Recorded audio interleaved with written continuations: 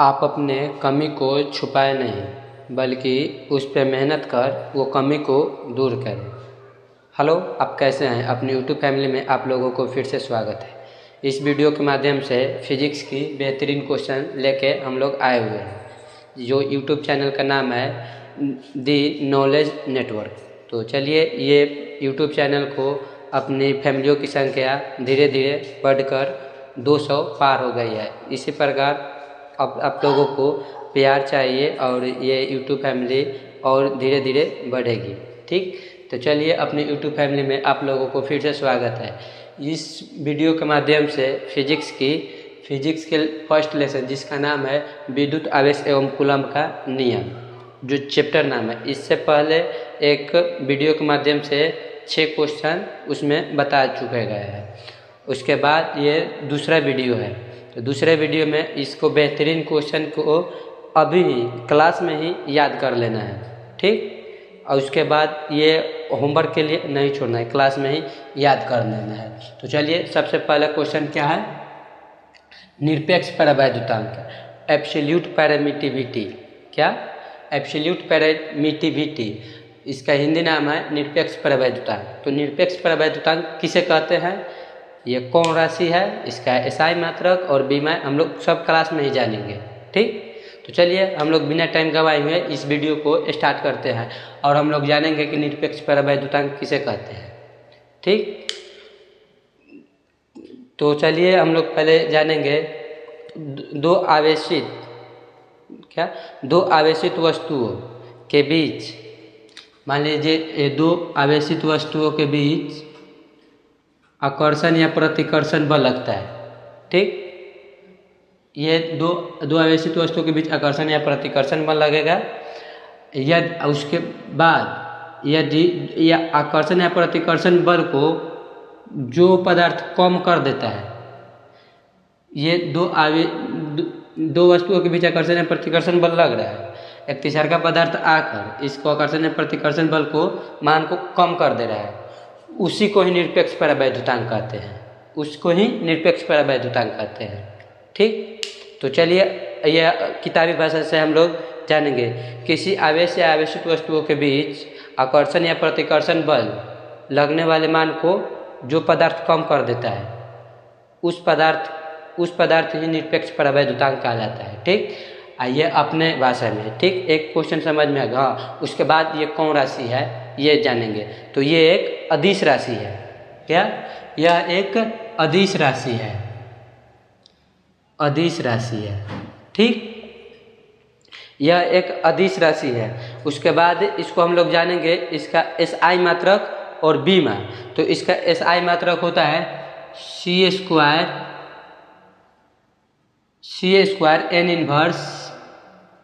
M inverse 2।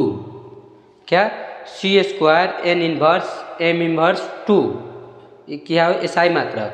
और बीमा, तो बीमा को ही जानेंगे एम एल टी ए।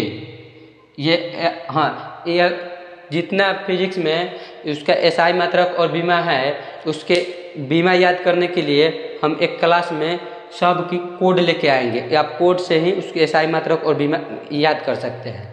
तो चलिए, ये कोड है, इसका मान होता है निरपेक्ष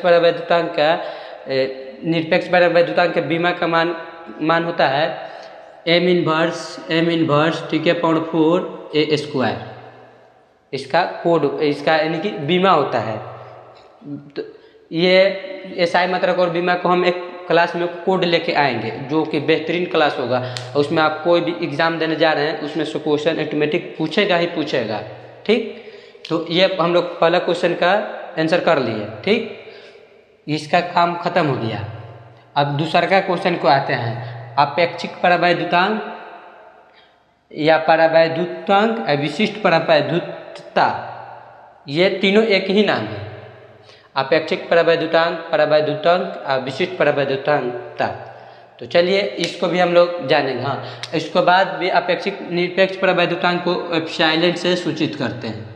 ठीक, इसको कैसे सूचित करते हैं? एप्सिलॉन से, केवल एप्सिलॉन से। और उसके बाद इसको हम लोग जानेंगे दूसरा का क्वेश्चन को, अपेक्षिक परवैद्युतांक। तो चलिए सबसे पहले हम लोग जानेंगे इसका परिभाषा हम लोग समझेंगे। ठीक, किसी माध्यम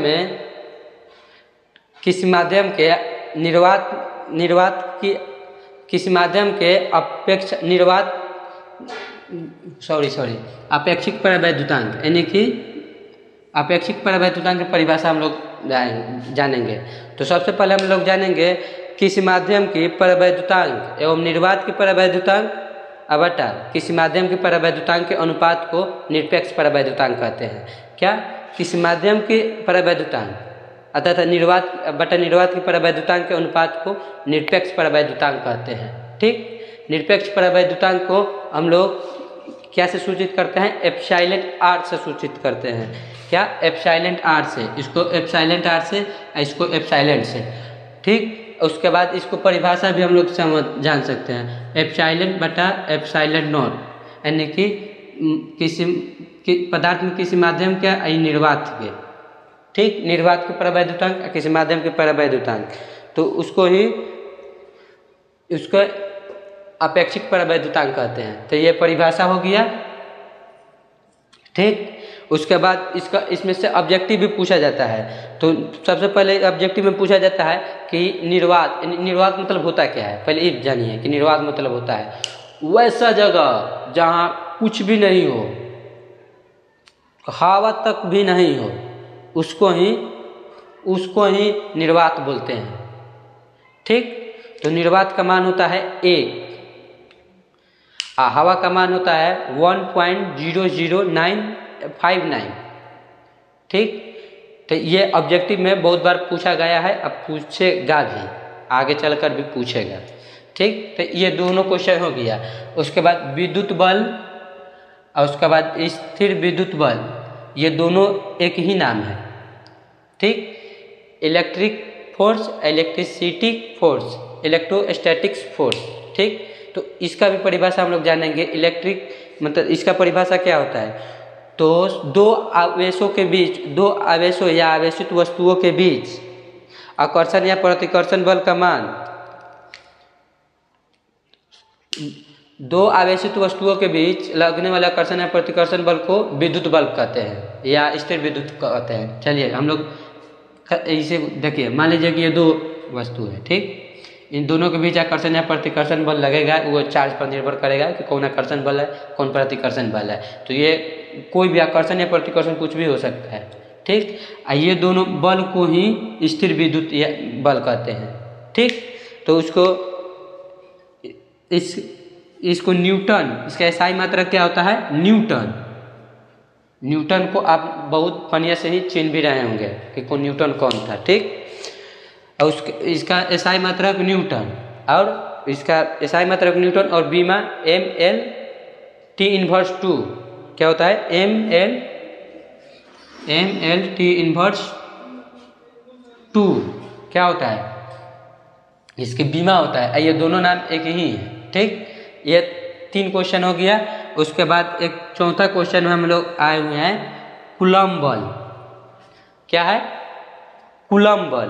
तो कूलम्ब बल में यदि दो आवेशों के बीच मान लीजिए कि ये 2 आवेश है। ठीक, 2 आवेश है, 2 आवेशों के बीच की दूरी नियत हो, यानी कि दोनों के दूरी नियत हो, तो 2 आवेशों के बीच की दूरी नियत हो, तो दोनों आवेशों के बीच लगने वाले 2 आवेशों के बीच नियत हो, तो 2 आवेशों के बीच लगने वाले आकर्षण या प्रतिकर्षण बल का मान उसके व्युत्क्रमानुपाती होता है, यानी कि उसका व्युत्क्रमानुपाती यानी कि Q1 × Q2। ठीक, उसके बाद इसको और आगे हम लोग करेंगे तो = Q1 × Q2, तो K एक नियतांक हो जाता है। ठीक, ये पहला नियम है। ठीक, उसके बाद दूसरा नियम में हम लोग जानेंगे, यदि 2 आवेशों के बीच की परिणाम नियत हो, तो 2 आवेशों के बीच लगने वाले परिणाम नियत हो, यानी कि परिमाण बराबर हो। ठीक, तो उसके दूरी 1/r हो जाता है, यानी कि 1/r। परिणाम बराबर हो तो उसका दूरी दूरी व्युत्क्रमानुपाती हो जाता है, मतलब उल्टा हो जाता है, नीचे आ जाता है। ठीक, ये हो गया। तो आप ये कूलम्ब बल समझे नहीं, फिर से समझिएगा। ठीक, आप लोग नहीं समझे अभी। तो चलिए सबसे पहले हम लोग जानेंगे कूलम्ब के पहला नियम। तो कूलम्ब का पहला नियम, दो आवेशों या आवेशित वस्तुओं के बीच दो आवेशित वस्तुओं के बीच की दूरी नियत हो तो दोनों आवेशों के बीच लगने वाला कर्षण या प्रतिकर्षण बल का मान परिणाम के व्युत्क्रमानुपाती होता है। ठीक, पहला नियम। दूसरा का नियम, यदि दो आवेशों के बीच का परिणाम नियत हो तो दोनों आवेशों के बीच लगने वाले बल का मान 1/r² हो जाता है। ठीक, ये कूलम्ब बल हो गया। उसके बाद इसका एक कूलम्ब बल का समीकरण भी निकल के आता है। ठीक, उसके कूलम्ब बल का समीकरण भी निकल के आता है। तो F = K Q1 × Q2/r²। तो K एक नियतांक हो जाता है। ठीक, K एक नियतांक हो जाता है जिनका मान हो जाता है 1/4πε0। ठीक, 1/4πε0 हो जाता है। अब 1/4πε0 हो जाता है तो इसका मान भी होगा, मतलब 1/4πε0। जब हम लोग न्यूमेरिकल बनाएंगे तो इसका कितना मान रखेंगे, ई इसका मतलब ये होता है। ठीक, तो उसका मान भी हम लोग जानेंगे। 9 × 10⁻⁹ 9 × 10⁻⁹ न्यूटन मीटर स्क्वायर cm², यानी कि c², coulomb square, coulomb inverse. ठीक, ये हो गया। उसके बाद अगर और इसको बेहतरीन तरीक़ा से जानना चाहते हैं या इसमें और ऑब्जेक्टिव भी बनता है तो अपने व्हाट्सएप नंबर 7296055463 पे व्हाट्सएप कर इसको PDF फ्री में ले सकते हैं। ठीक, उसके बाद अध्यारोपण का सिद्धांत। क्या? अध्यारोपण का सिद्धांत, प्रिंसिपल ऑफ सुपरपोस्ट।